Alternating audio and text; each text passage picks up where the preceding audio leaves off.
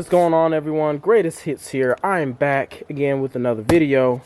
I have more BMR parts for Rocket Bird, and this is specifically a battery relocation kit. Obviously the battery can't fit inside the engine bay. I have to put it in the back where the spare is, and obviously I don't have a spare because it didn't come with the car when I bought it. But I'm gonna sit this camera down and I'm gonna show you what this battery relocation kit look like.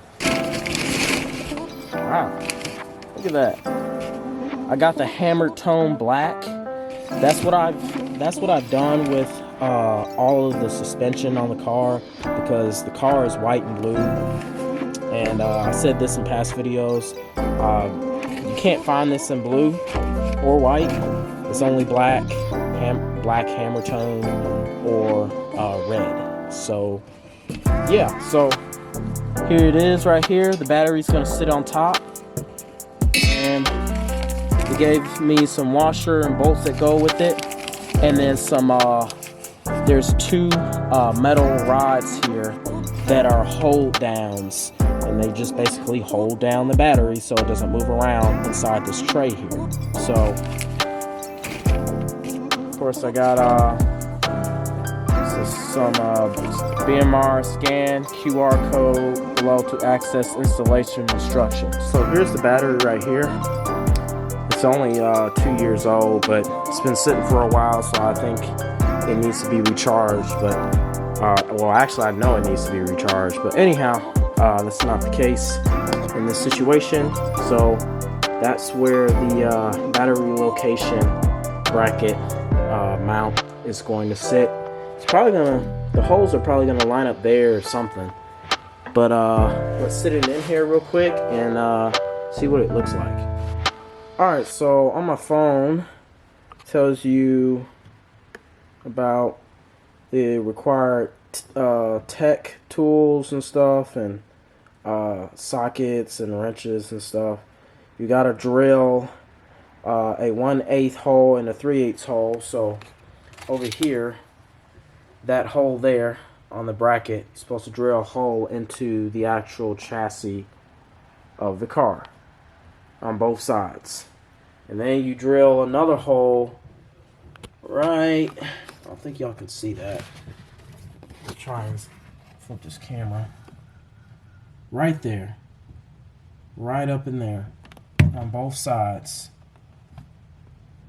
Down over there somewhere.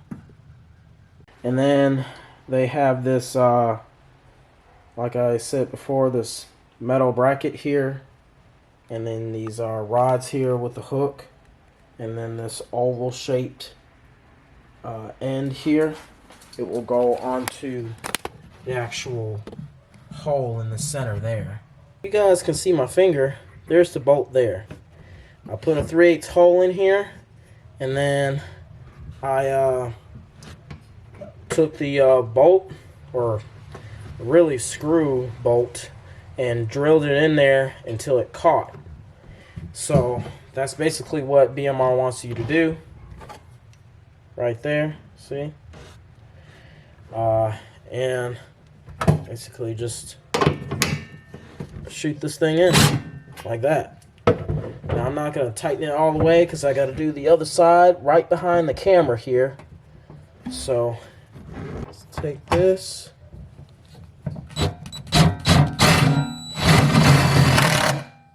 See how it kind of caught? So now it goes in just like that.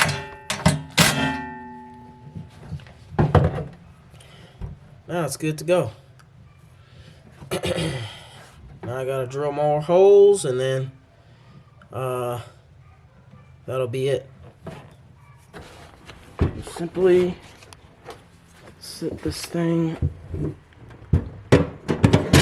up in here. But basically it sits just like that, and it holds it down.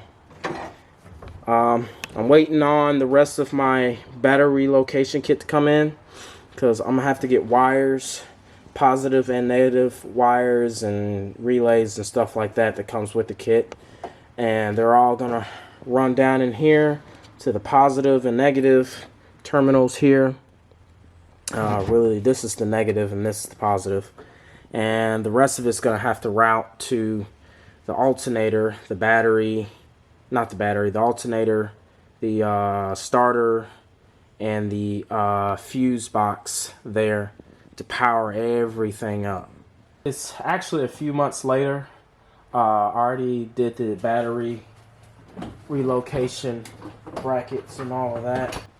Now I have to put the wires together. I gotta route them to see exactly where I want to put them, and then I'm gonna get a friend of mine to help me with this. I know it's not the hardest thing to do, but I don't want to mess anything up. So I also have a disconnect switch and distribution blocks here. I believe that's what it's called. So we're gonna get straight into it. Alright, here's the ground wire here. It's gonna sit right there where the distribution block is gonna sit, and then it's coming from all the way down up in there. Focus, please. Where this wire, this factory wire is in the boot. So I'm gonna have to figure that out on how to, I guess, just get both of these in here and then the boot back on. So yeah. Another thing too, run it down the passenger side floorboard underneath the carpet. I'm gonna have to zip tie this on the chassis of the car, and then zip tie the rest to the other wires, factory wires specifically. And I'm gonna have to get the seat belt off so I can tuck it underneath the seat belt and then out the other side of this. See what I'm saying? That thing right there, there's like a Torx bolt there behind that plastic, and I'm just gonna take the wire and then tuck it underneath it and then put the bolt back in. Y'all get the gist. And as you can see, it's going up in there, and I'm gonna figure out how to, you know, clean all that up. So I'm back. My friend Brad made me this bracket with a hole on the end of it, and he figured that I should mount it like right here underneath this, or really technically over it, but over this little metal bracket that's sticking out where the panel cover used to be, because we're not going to use that anymore since it won't work. That way I can pop open that trunk real quick if there's a spark or something crazy going on, and I can just flip that switch to power down everything on the car and close that trunk up and push it out of the track or something. But yeah, he also gave me a nut and bolt to it, so right now I'm just going to go and get that, mount this up.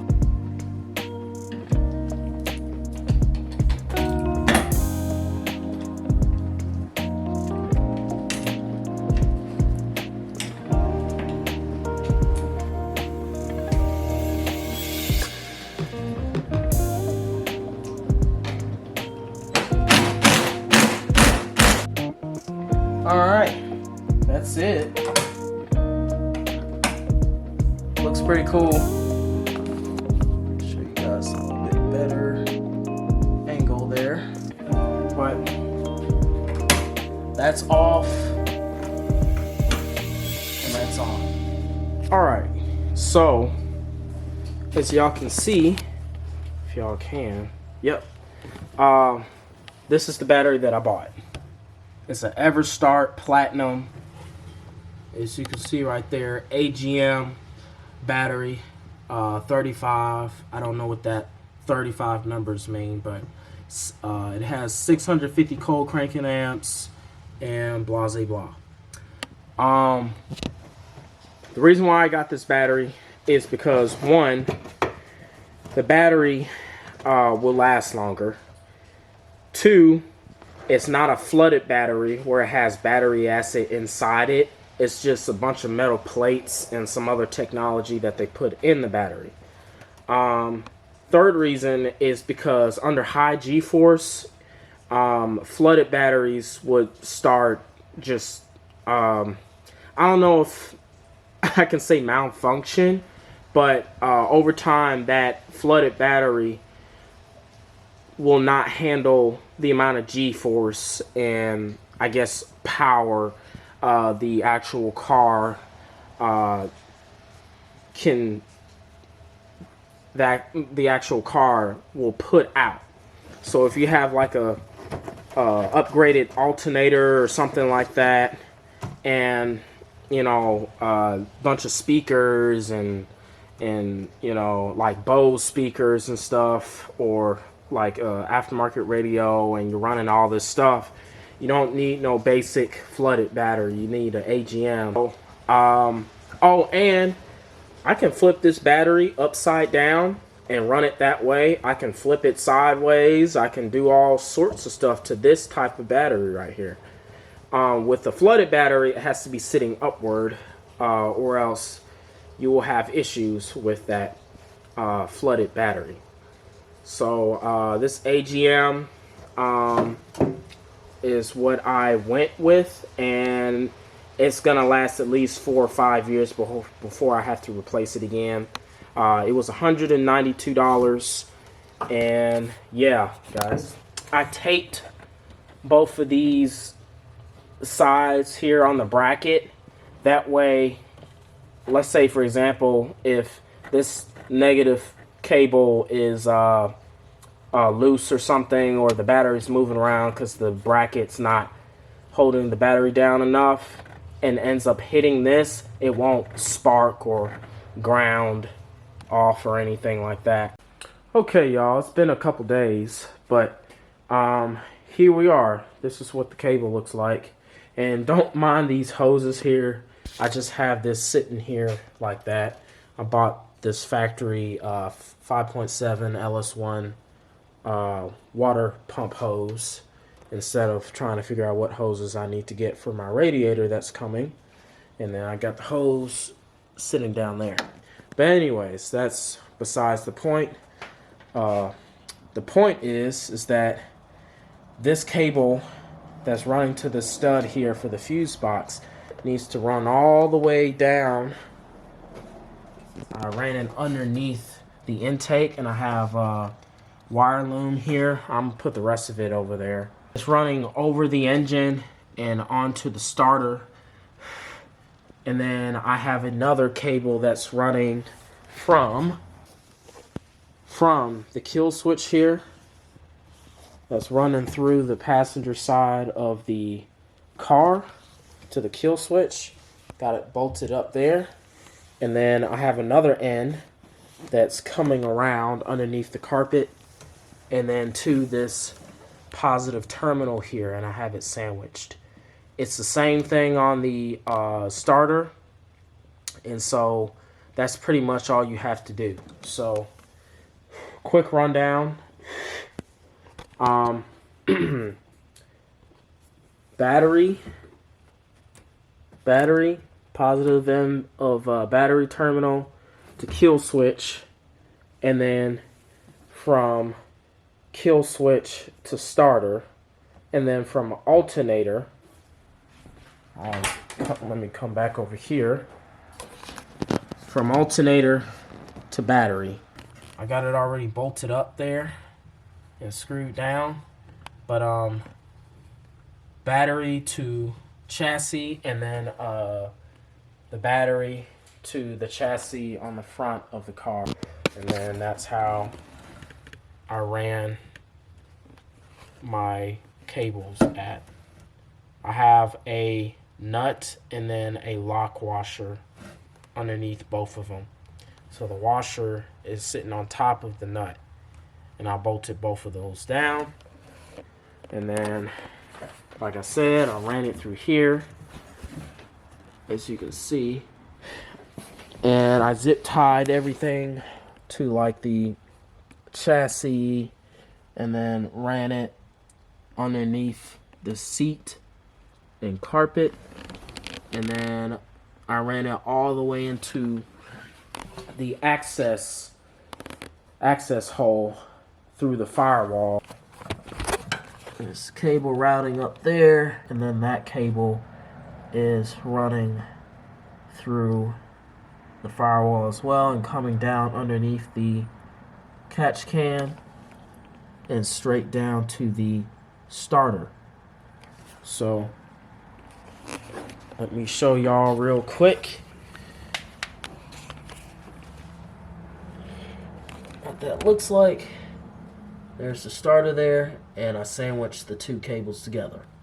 Last thing about this alternator wire. So I bought it from Home Depot. It's a 2-gauge something. It's a 2-gauge AMG or whatever you call it. That's what it's called, and that's what I needed because the hot wire down here is a 2-gauge as well. So I wanted to get it as close as the same size as possible. This one is just a little bit thinner, but it should be fine. I also wrapped it in red electrical tape. That way I know that this is a positive wire.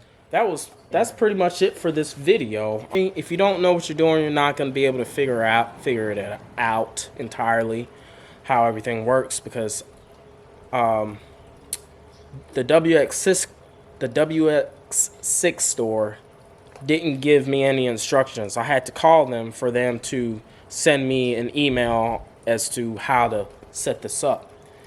I didn't do this on my own. I got James to help me out with this, and it was pretty straightforward. And I've learned from it, because I know if I did it my way, the kill switch wouldn't work, and then I would be burning up my alternator over there. I don't want that. So anyhow, windows work, the turn signals work, the high beams, low beams work, everything works on the car.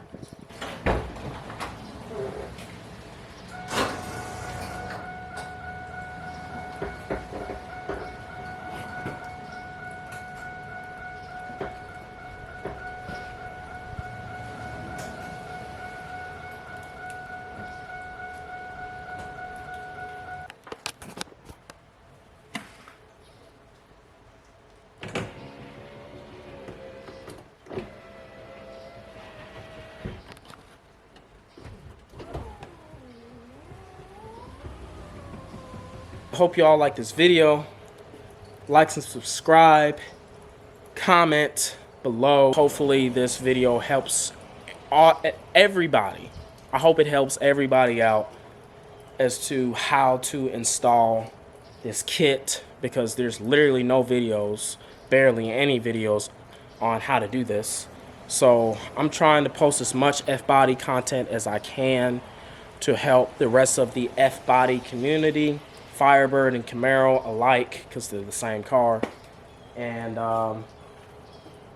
yeah, guys, that's pretty much it. Make sure to follow my social medias. Greatest Hits out.